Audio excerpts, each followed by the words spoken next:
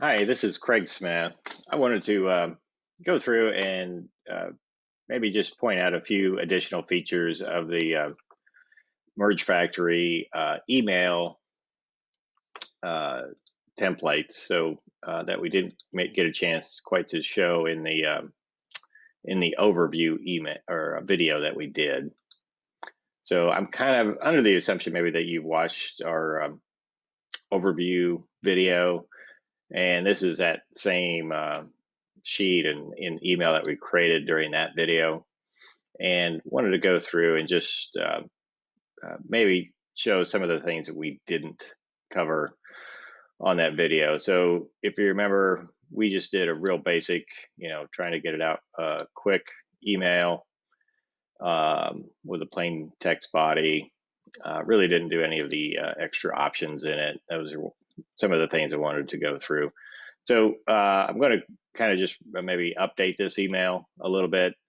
In the in here, once you selected it, it always displays what's in that the selected email under the view edit options.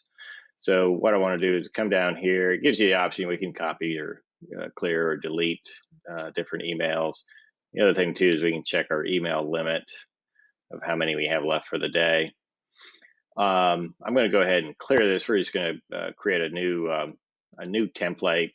I'm going to keep it similar to what we had before, but on the display name, what I want to do is also go through and show you how to import a Gmail draft.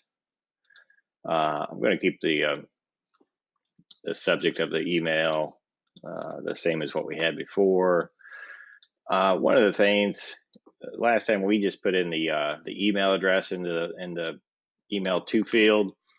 If you notice, like when you send an email and you put in an email address from your address book, it usually has kind of their name and their email together.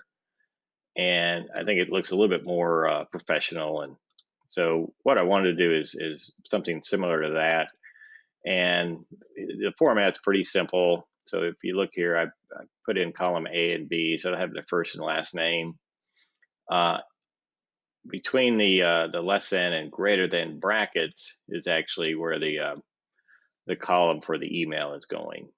So this will display their name and then have their email in there, and it's the same as if you send an email from Gmail and you insert it from your address book and look at it closely. That's the same format. Very similar to this is the email from name. Rather than just coming from a random email address, you can put the email from name. So you may want to put your name or maybe your business name in there. The other thing, I'm going to just, for the most part, have the same email that we had before, but like I mentioned before, if you know how to create HTML emails, you can paste it into the body, and there's a kind of unlimited possibilities if you're able to do that.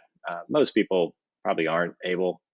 So what I've allowed you to do is you can import a Gmail draft into here. So I'm going to show how to do that real quick. If you go to your Gmail and just click compose, one of the advantages of this is if you've set it up in your Gmail, they have a signature column where you can actually insert, your signature, maybe a tagline. You can have a logo, probably contact information. So that will get inserted or get imported. The other thing is, with Gmail, it gives you a lot of different formatting options. So the font, the size, all these different ways of styling it. And you don't really have to know how to, the underlying HTML of it, because Google will take care of that. So I want to just make a few changes here to make it, maybe a little bit more presentable. Let's, kind of make some stuff bold and, but obviously, your emails, you're going to be able to, style them however you want, and it's going to look like you've sent it from your Gmail account. So in order to get it into our add-on, we have to put in the subject line merge factory. So basically our program, what it's going to do is it looks into just your draft folder, looks for an email that has merge factory. And when it finds that, it's going to bring in basically the HTML for this email.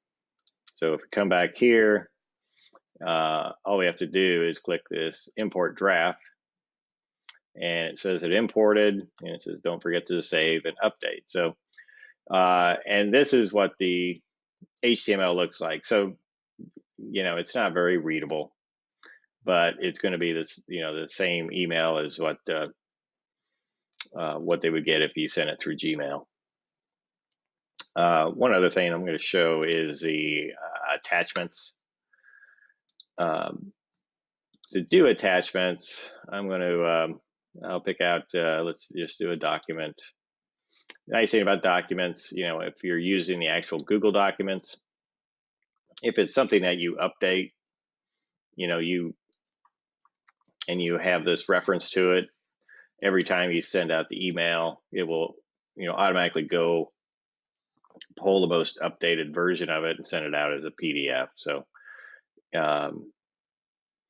again, it's very similar to what we did for the document template. Is basically you have to grab this file ID, which is that long string between the 2 forward slashes, and we'll bring that back into here and paste it into the Google Drive file ID.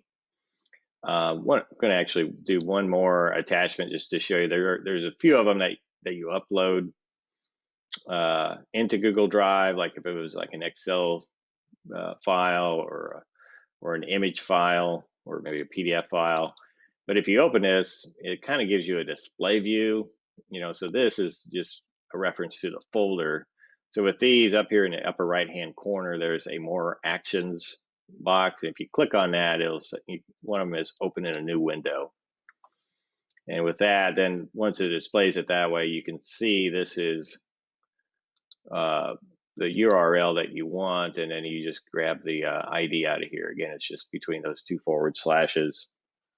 We're going to copy it, and we're going to put it back in here. So I've got to get to the end on this file IDs, and you just need a comma, and then we'll paste the other file ID in. So now we pretty much have it the way we want. We guess we want to just still have it with sheet 1. I think we've got all the other fields that we're planning on, and we're going to click save and update. So now we have 2 emails here. This is the old one. This is the updated one we just did. And I'm going to just select somebody here, and we're going to go ahead and send it. With attachments, it's going to take a little bit longer to go through. And we'll come back here now with the draft file. Since it's already going to be saved in the add-on, so we can go ahead and delete that now. When we go to our sent file, we may have to refresh here, and there you go. So here's the what we did. You can kind of see, if you look at the email more closely, it's got the name of the person before the email addresses, and then we have some of the formatting that we did, and then the 2 attachments are here, so you can scroll through them. And that kind of concludes that tutorial. Again, if you have any other questions, the best thing, you can go visit our website. We're trying to get more information on there to help you out. And if you have any questions, you can contact us through the website also. So thank you.